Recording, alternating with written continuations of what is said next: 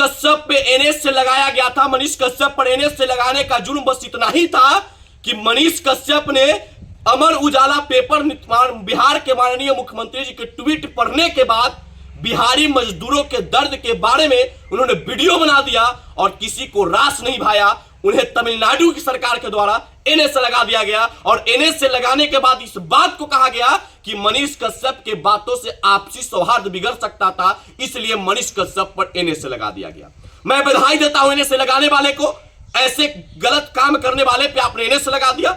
लेकिन मैं अब आपसे पूछना चाहता हूं कि बिहार और बिहारियों को गाली देना, सनातन धर्म को कीड़े मकोड़े से तुलना करना, क्या यह धर्म के खिलाफ नहीं है? क्या इस धर्म के मारने वाले लोगों के अस्तित्व पे सवाल खड़ा नहीं होता है? क्या बिहार और बिहारियों को गाली देने पर क्या बिहार के लोगों के अंदर गुस्सा नहीं उत्पन्न होगा? अगर होगा तो फिर इन पे एनएसए क्यों नहीं? तो सिर्फ इसलिए मनीष कश्यप पर एनएसए लगाया गया था कि वो गरीब मजदूर किसान का बेटा था, सैनिक के बेटे थे, स्वतंत्रता सेनानी के पोते थे, जिनका फैन फॉलोइंग पूरे देश में बढ़ गया। इससे आप लोग चिढ़ करके उन पे एनएसए लगा देता कि इसका आवाज बंद हो जाए।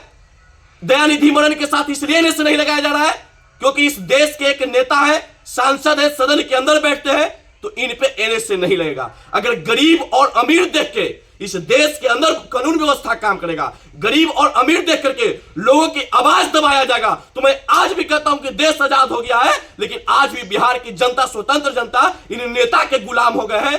कुछ भी बोलेंगे तो नेताओं के द्वारा उन पे काला मुकदमा, झूठा मुकदमा करके उन्हें आवाज को दबा दिया जाएगा। ये याद रखिएगा, जब देश आजादी के लिए भगत सिंह जैसे लोग फांसी पर चढ़ गए थे, अगर उस समय वो सोच लिए होते कि हमको फांसी पर चढ़ जाने से हमारा घर और परिवार का हानि होगा, तो फांसी पे नहीं चढ़ते। उन्हें देश के लिए समर्पित हो गए, फांसी पर जा देश आजाद हुआ।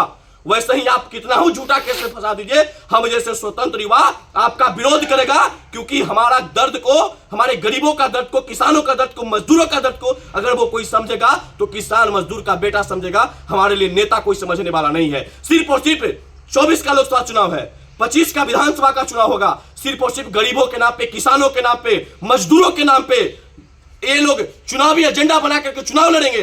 जैसे ही सत्ता में बैठ जाएंगे, गरीब गरीब रह जाता है, मजदूर मजदूर रह जाता है, दलित रह जाता है, शोषित रह जाता है, वंचित रह जाता है। इस तरह से लोगों को गुमराह करके आप राजनीति करेंगे तो हम जैसे युवा खुलेआम बोलेगा, मोदी जी आप तो 56 इंच सीना की बात करते थे, तो फिर आपके 56 इंच की सीना कहां गया?